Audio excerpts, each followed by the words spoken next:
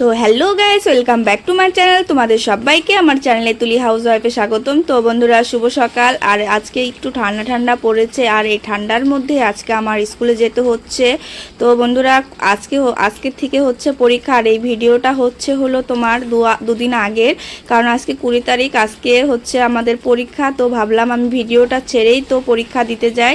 তো তোমরা সকলে আমার জন্য আশীর্বাদ করবে। 12-এর এইচএসের টেস্ট পরীক্ষা আমার।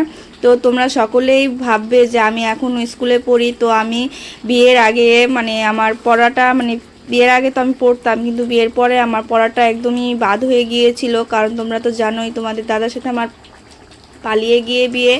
আর যাই হোক, পড়াটা ক্যান্সেল হয়ে গিয়েছিল।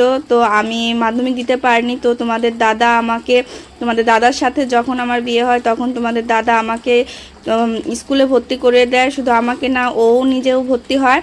আর দুজনে মিলে আমরা পড়াশোনা স্টার্ট করে দেই। তো যাই হোক, দেখো স্কুলের উদ্দেশ্যে বেরিয়ে গেলাম। আর আমার না খুবই কষ্ট হচ্ছে আমার মেয়েটার জন্য। আমার মেয়েটাকে রেখে যখন আমি বলি মা টাটা, তখন আমার মেয়ে খুব কান্না করে দিয়েছে। আমার খুবই খারাপ লাগছে। ভেবেছিলাম যে ওকে নিয়ে স্কুলে যাব, তারপরে ভাবলাম যে ক্লাস করব, ক্লাসের মধ্যে কান্নাকাটি করবে। যাই হোক, ওকে আর নেওয়া যাবে না স্কুলে। আর ছেড়ে আসার সময় খুবই খারাপ লাগছে। আর দেখো, মেন রোডে চলে এসেছি এখন আমি গাড়িতে। তো এখন আমার টেনশন হচ্ছে যে আমার মেয়েটা কি করছে। তো এই স্কুল ঠিক বেবি হওয়ার আগেই করা উচিত, কারণ বেবির কথা মাথায় আসলে খুবই খারাপ লাগে আমার। যাই হোক, গাড়িতে উঠে গিয়েছি আমি। আর এই দেখো, আমি গাড়িতে করে গাজলে চলে এসছি। মশাল দিকে চলে এসছি। আর আজকের আবহাওয়াটা রোদ উঠেনি, একটু শীতল শীতল। তো আমার একটু ঠান্ডাও লাগছে। ভাবলাম যে চাদর কেন আনলাম না। আর এটা হচ্ছে পুরো এরিয়া হচ্ছে আমাদের মশালদিঘি স্কুলের মাঠ। তো তোমাদের এই মশালদিঘির পাশে কাদের বাড়ি, আর তোমরা কে কে মশালদিঘিতে পড়ো, প্লিজ আমাকে কমেন্ট করে জানিও। আমিও মশালদিঘির স্টুডেন্ট।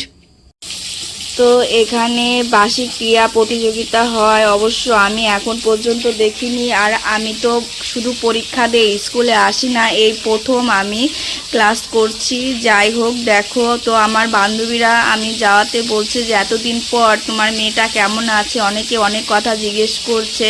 আর আমি তোমাদের দাদা আমাকে এতটাই হেল্প করে। আমি স্কুলে আসি না দেখে তোমাদের দাদা আমাকে বকাবকি করে, বলে যে স্কুলে যাও, স্কুলে না গেলে কিভাবে পরীক্ষা দেবে, কিভাবে ভালো রেজাল্ট করবে। শুনো, পরীক্ষা দিয়ে পাশ করে তো সবাই, ভালো রেজাল্ট কে করে বলো?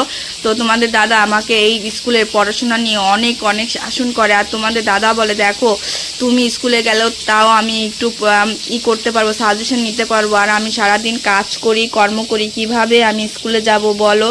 তো তোমাদের দাদা অনেক বোঝানোর পরে তো আমি বললাম, ঠিক আছে, মেয়েটাকে তুমি রাখো। আর তোমরা তো জানোই যে আমার ননদ আছে, তো ওই রাখছে। আর দেখো, স্কুলে আসার সাথে সাথে ক্রিয়া শপথ পাঠ হচ্ছে। আর দেখো, আমিও এখানে এসে শপথ পাঠ করে নিচ্ছি। আর যাই হোক, দেখো আমার না খুবই লজ্জা করছে ওদের মাঝে, আমাকে কেমন জানি বেমানান লাগছে। আমি বিবাহিত, যাই হোক, পড়াশোনার কোনো নেই, বিবাহিত আর অবিবাহিত নয়। তো সবাই স্যার ম্যাম বলছে তোকে তো কোনোদিন দেখিনি। তো আমি বলছি, ম্যাম আমি কোনোদিন স্কুল করিনি, পরীক্ষার সময় এসে পরীক্ষা দিই। তো স্যার ম্যামগুলো খুবই ভালো। তো বললো যে মাঝে মাঝে তুই স্কুলে আসতে পারিস। তো আমি বললাম, ম্যাম আমার মেয়েটা না খুবই ছোট, 1 বছর 4 মাস বয়স। তো ম্যাডামরা বললো ঠিক আছে। তো আমি স্কুলে না আগেই পৌঁছে গেছি, তখন বাজে মনে হয় 9:30টার মতো। তো স্কুলে কেউ আসেনি। তো স্কুল শুরু হয় 11টার দিক থেকে। তো আমি আগে এসেছি। তো স্কুলে এসে তো আগে আমি তোমার জানালা দরজাগুলো খুলে নিচ্ছি। তো এখন আমি সকালে, আজকে আমার পরীক্ষা, আর আমি এখন রান্না করতে বসে ভিডিওটা এডিট করছি। আর দেখো, এটাই হচ্ছে আমাদের ক্লাসরুম 12-এর। তো একটা স্যারের সাথে দেখা হয়ে গেল। আর আমি তো রুম চিনি না, আর এখানেও রুমের উপরে কোনো সিল দেওয়া নেই। XI X12 এগুলো দেওয়া থাকলে তাও বুঝতাম যে এটা আমাদের ক্লাসরুম। আর দেখো, এই ছোটো ভাই দুইটা আমার ভিডিও করা দেখে দাঁড়িয়ে রয়েছে। তো ওদেরকে দিয়েও আমি একটু ভিডিও করিয়ে নিচ্ছি। আর ভাইগুলা খুবই ভালো। তো আমাকে বলছে, দিদি ভাই তুমি কখনো স্কুলে আসোনি, এই প্রথম? আমি বললাম যে হ্যাঁ, এই প্রথম আমি ক্লাসে এসেছি। তো ওরা এসে আমার সাথে কথা বলছে। যাই হোক, একাকিত্ব বোধ একটু দূর হলো। আর একটু মানে খুবই খুবই আমার ভালো লাগছে। দেখো এই ছেলে দুটো হচ্ছে আমার ক্লাসমেট, ওদের কাছ থেকে আমি খবর নেই ফোনে। আর আমার মশাল দিঘি, আমার ফোনে তোমাদের দাদার ফোনে মশাল দিঘি একটা গ্রুপ আছে, ওখান থেকেই আমরা সব খবর স্কুল থেকে নিই। তো আজকে আমার স্কুলে যাওয়ার মেন কারণ হচ্ছে তোমার প্রজেক্টের খাতা আনার জন্য। ওরা কি প্রজেক্ট করেছে, আর এটা হচ্ছে আমাদের ক্লাসমেট মমতা, তারপরে নিশিতা, এই সব। তো আমার এই ক্লাসমেটগুলো না খুবই ভালো। তো ওরা আমাকে অনেক অনেক হেল্প করে। এই মমতা, এটাই হচ্ছে আমার মানে ক্লাসমেট এরা সবাই। তো মমতা আমাকে হেল্প করছে। আর আজকে আমি মেইনলি গিয়েছিলাম বন্ধন ব্যাংক। আমি শুনেছিলাম স্যার একটা মানে মেসেজ করেছিল, তোমরা যারা যারা 12 স্টুডেন্ট তারা ব্যাংকের অ্যাকাউন্ট নিয়ে আসবে, তোমাদের কিছু মানে টাকা দেওয়া হবে। আর দেখো স্যারের ক্লাস চলছে, আর এখানে স্যারের ক্লাসও শেষ। আর আমার বান্ধবীরা, ওই যে মমতা তোমরা দেখতেই পেলে, ও হচ্ছে সবারটা মানেই করছে, সবার নাম কালেক্ট করে খাতায় ওঠাচ্ছে, আর ব্যাংক অ্যাকাউন্ট জেরক্সটা জমা নিচ্ছে। আর এই দেখো আমাদের ক্লাস এখন পরিপূর্ণ। তো সকলে আসেনি, কিছু কিছু মেয়ে এসেছে আমার মতোই, ওরা এসেছে ব্যাংক অ্যাকাউন্ট জমা দিতে। তো আমি স্কুল থেকে যাওয়ার পথে দেখলাম অনেকেই সিভিল ড্রেসে এসছে, আমাকে ওরা মানে পরীক্ষার সময় দেখেছে। তো বললো কিরে স্কুলে এসেছিস? আমি বললাম হ্যাঁ। কয় কি, বলে কি যে তুই কি ইসের বন্ধন ব্যাংকেরই জমা দিয়েছিস ব্যাংক অ্যাকাউন্ট? আমি বললাম যে হ্যাঁ। তোরা দিসনি? ওরা বললো যে এখন দিতে যাচ্ছি।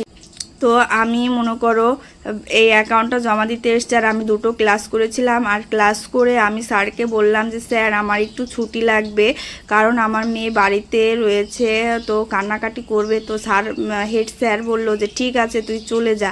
আর আমি এখন রান্না করতে বসে ভিডিওটা এডিট করছি, কারণ কবে ভিডিও আমি ছাড়বো ঠিক নেই। আর এই দেখো আমি রাতে বসে প্রজেক্ট করছিলাম বাংলা।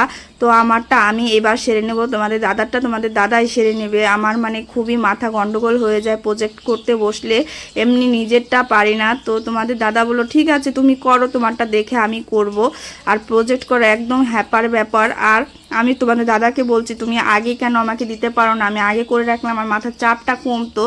আর 2 দিন আগে হয়েছে প্রজেক্টগুলো। যাই হোক, আমি আরও 3টা প্রজেক্ট আমার বাকি, দর্শন করেছি, বাংলা করেছি, আরও হচ্ছে ইংলিশ করেছি। আর আমার 3টা বাকি, স্টোরি বাকি, এডুকেশন বাকি, ইতিহাস বাকি, 3টা আমার বাকি।